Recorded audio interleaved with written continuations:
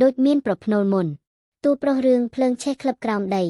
ធ្លាប់ចូលទៅខមមិនលើវីដេអូម្ចាស់សាច់រឿងពិតការនៅរស់ឥឡូវបានក្លាយជាតួអង្គក្នុងរឿងមហាជនអ្នកនិយមទស្សនាភាពយន្តខ្នាតធំរបស់កម្ពុជាច្បាស់ជាបានជ្រាបហើយថាពេលនេះរឿងភ្លើងឆេះក្លឹបក្រោមដីរបស់ផលិតកម្ម LD ដែលចាក់បញ្ចាំងនៅតាមបណ្ដារោងកុននានាក្នុងប្រទេសកម្ពុជាកំពុងតែផ្ទុះការគាំទ្រយ៉ាងខ្លាំងក្នុងនោះភាពយន្តខាងលើបានដកស្រង់ចេញពីរឿងពិតដែលកើតមានឡើងនៅក្នុងខេត្តសៀមរាបក្រឡេកទៅមើលតួអង្គសម្ដែងក៏ដូចគ្នាដែរ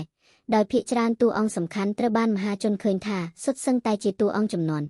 មីប៉ុន្តែពោពេញដោយសមត្ថភាពក្នុងការសម្ដែងដោយម្នាក់ឆក់បានការគាំទ្រយ៉ាងខ្លាំងពីអ្នកទស្សនាយ៉ាងណាមិញក្រោយការចាក់បញ្ចាំងហើយនោះថ្មីនេះអ្នកលេងបណ្ដាញសង្គម Facebook និង TikTok កំពុងលាន់មាត់និងព្រឹសសម្បុរយ៉ាងខ្លាំងខណៈបានលេចនៅខមមិនចាស់របស់តួអង្គប្រុសក្នុងរឿងគឺលោកប៊ុន Kevin ធ្លាប់លេងជាមួយនឹងលោកឈឿនសំណាងដែលជាម្ចាស់សាច់រឿងពិតការលោកនៅមានជីវិតក្នុងនោះលោកប៊ុន Kevin បានខមមិនសួរចំណងជើងប័ណ្ណចម្រៀងដែលលោកឈឿនសំណាងបានបកស្រាយកាលពីឆ្នាំ2021រហូតដល់ឆ្នាំ2025លោកបានដើរជាតួអង្គលោកឈឿនសំណាងនិងបានបកស្រាយចម្រៀងដែលលោកបានសួរនោះដោយផ្ទាល់ធ្វើឲ្យមហាជនលើកឡើងថាពិតជាចៃដន្យណាស់